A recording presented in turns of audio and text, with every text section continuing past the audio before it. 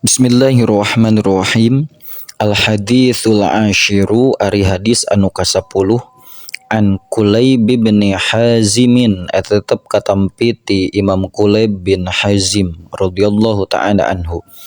Qala ngadawuh itu Imam Kulayb kana lafad sami'tu ngadangu kaula Rasulullah ka Kanjeng Rasulullah sallallahu alaihi wasallam yaqulu bari ngadawuh Kanjeng Rasul kana lafad ya qaumi hei kaum kaula utlubu kudu nyupri aranjeun kabeh al jannata kana surga bijahdikum kalawan susah payahna aranjeun wah robu jeung kudu kabur aranjeun kabeh minan nari tina neraka bijahdikum kalawan susah payahna aranjeun fa innal jannata dasanyana surga layanamu eta moal cicing saha tolibuha anu nyuprihna itu jannah wa innan naro jeung saanyana neraka layanamu eta moal cicing saha haribuha jalma anu kabur tina itu nar wa innal jannata jeung saanyana sawarga mahfufatun eta anu di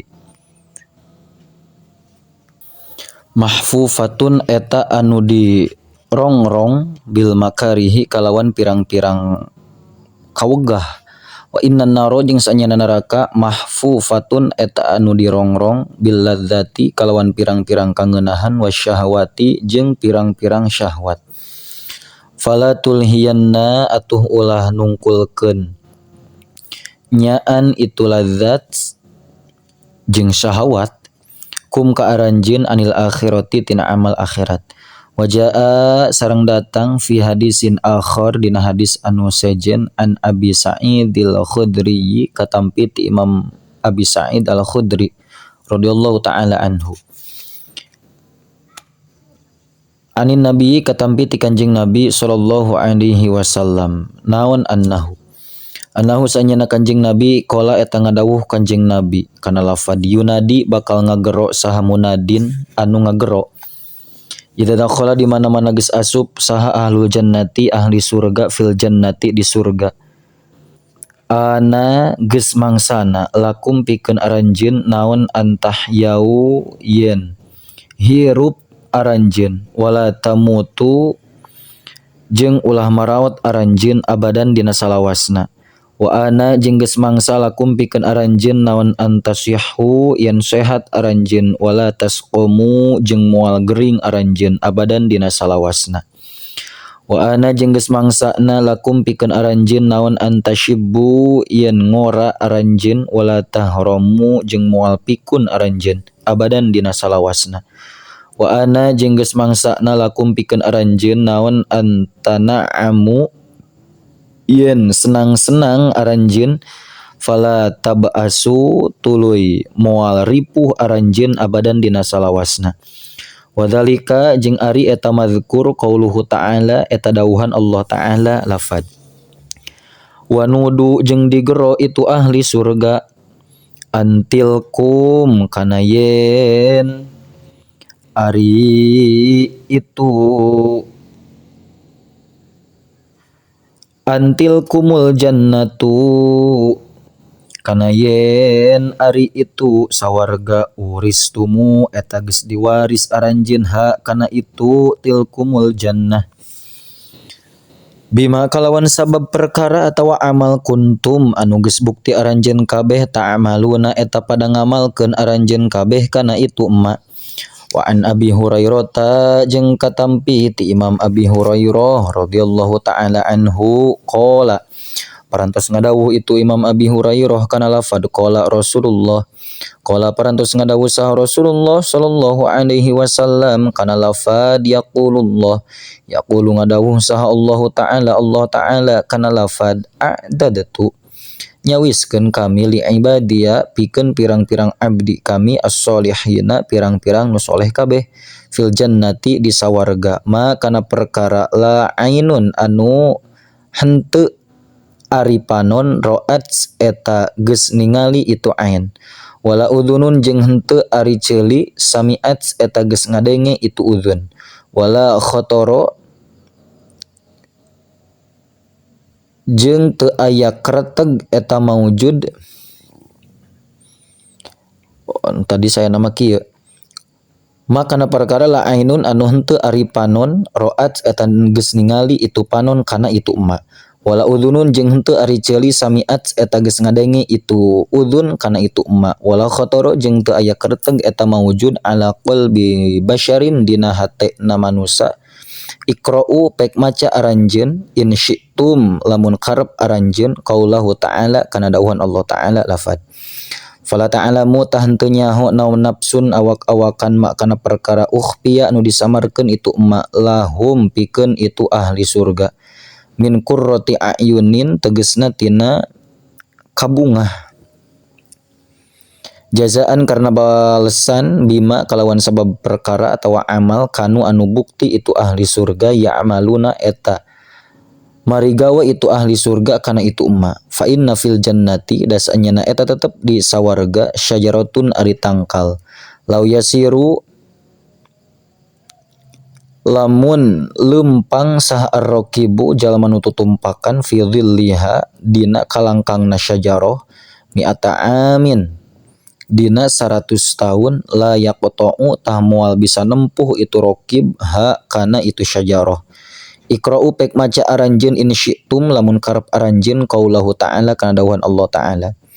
Wa dhillin jeung ieuh-ieuh lafad wa dhillin jeung ieuh-ieuh mamdudin anu dipanjangkeun wa ma'in jeung cai maskubin anu ngalir. Wa fakihatin jeung bubuahan katsiratin anu loba la maqtu'atin anu henteu pegat-pegat wala mamnu'atin jeung henteu dicegah. Wa furushin jeung pirang-pirang amparan marfu'atin anu diluhurkeun inna saenyana kami ansya'na eta geus nyukulkeun kami hunna ka pirang-pirang widadari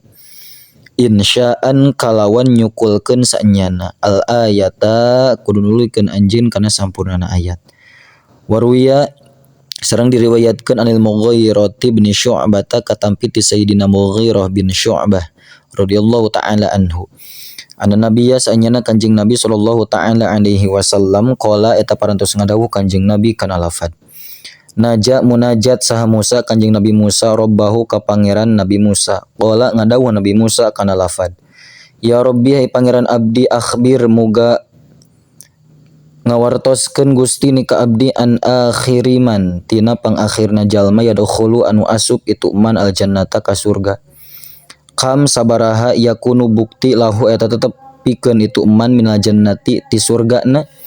Qala parantos ngadawuh sa Allah taala kana lafad ya Musa hei Musa la yabqa henteu nyesa finnari di neraka saha muslimun jalma nu Islam illa rajulun angin hiji lalaki wahidun atawa illa rajulun angin lalaki wahidun nu sahiji.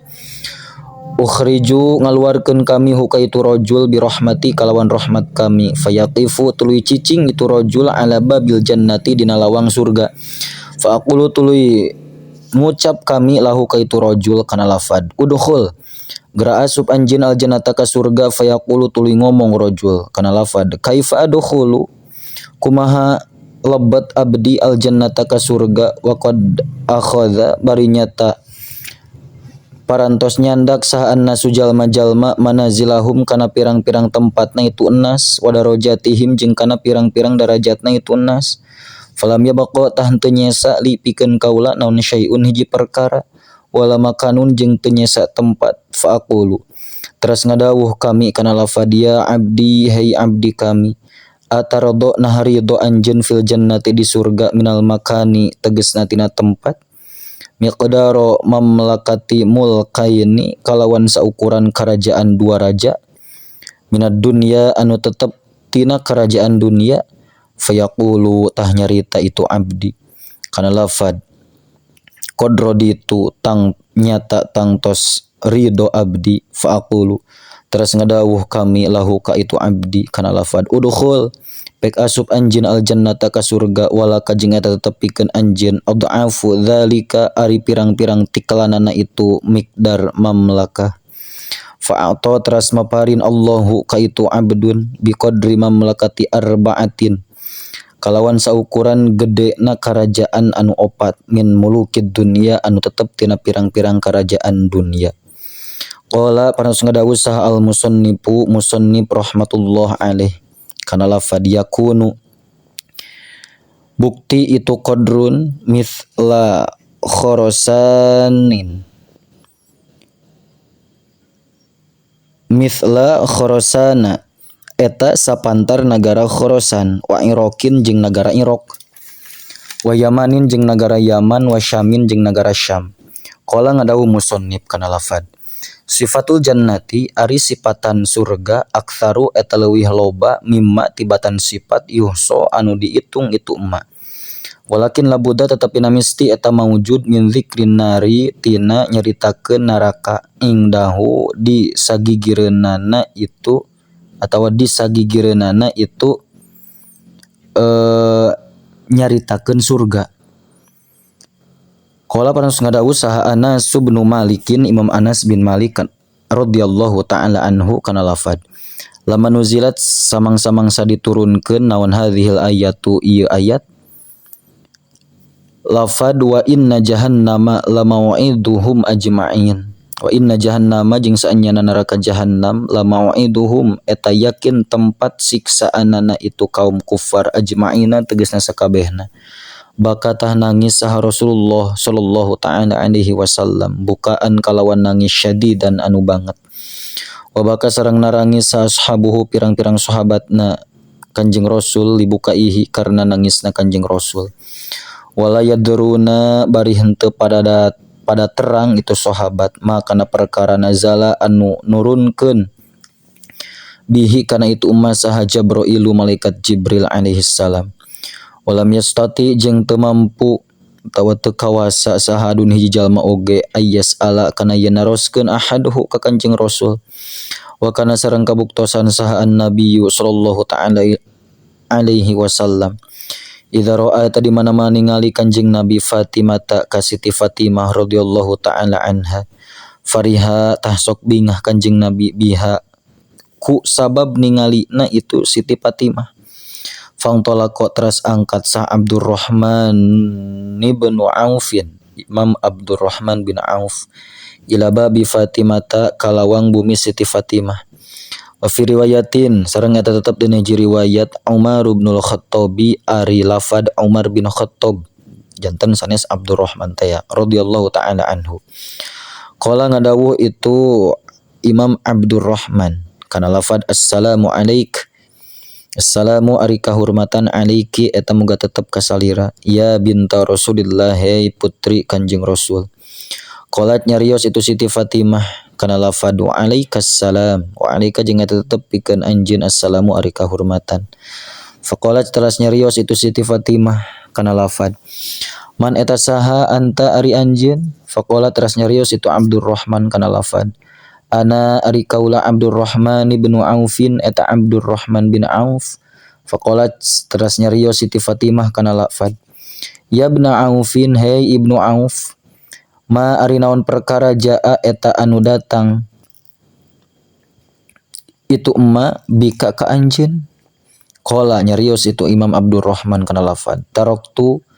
ngantunkeun abdi an-nabiyya ka Kanjeng Nabi alaihi salatu wassalam bakian bari anu nangis hazinan tur anu prihatin wala adri sareng teterang abdi makana perkara nazala anu nurunkeun bihi kana emas Jibrilu malaikat Jibril alaihi salam.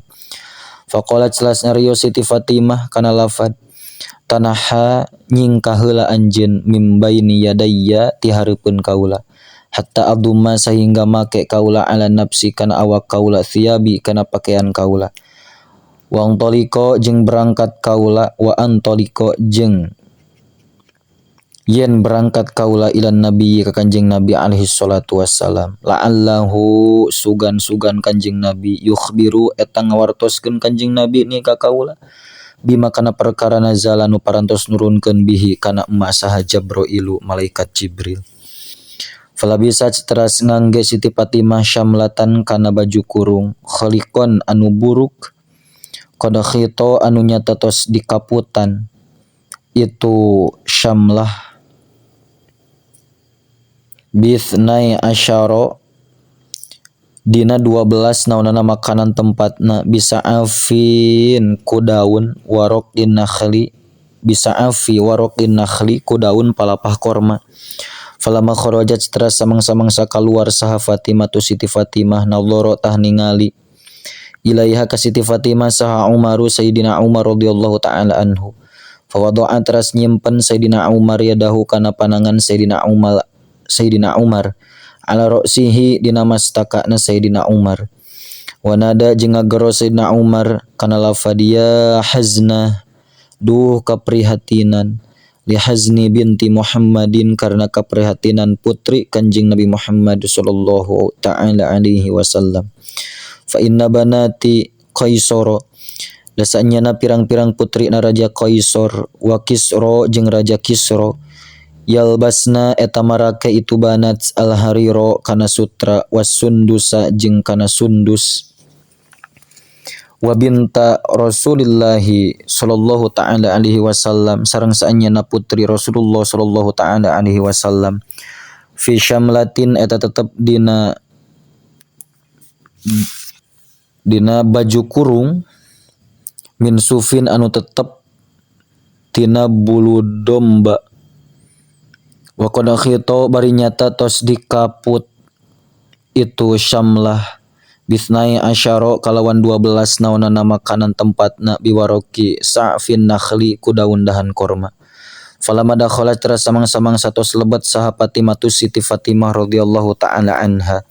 Qalat tah nyarios Siti Fatimah kana lafad ya Rasulullah, hei utusan Allah. Ala tarona henteu ningali salira anna Umar kana saenyana Sayyidina Umar ya ta'ajjabu eta mikaget Sayyidina Umar min libasi tina anggoan abdi. Fawalladi tah demidat pangeran ba'atsanu parantos ngutus itu ladzi ka kasalira bil karomati kalawan kamuliaan. Mali teu aya eta tetep pikeun abdi wala li aliyin sareng teu aya eta tetep pikeun Ali firasyun ari kasur amparan mungdu khamsi sinina dina mangsa 5 pirang-pirang tahun illa maska kabshin kajaba kulit domba na alafu anu marab abdi sadaya alaihi diwadahan kana eta maska kabshin bin nahari dina waktu siang ba'irona ka onta abdi sadayana. Fa idza kana maka teras di mana-mana kabuktosan naon al-lailu wengi iftarashna tah ngajadikeun amparan abdi sadayanahu kana itu maska kabshin. Wa anna mirfaqatana sareng saanyana bantal abdi sadayana min adimin eta tetep tina kulit hashwuha anu ari eusina itu mirfaqat sa'fun nakhli eta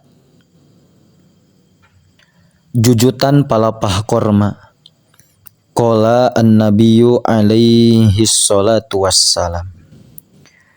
Insyaallah diteraskeun deui kin direngsekeun hadis ka 10 na insyaallah. Kantun qala an-nabiyyu alaihi salatu wassalam cekap wallahu a'lam bissawab.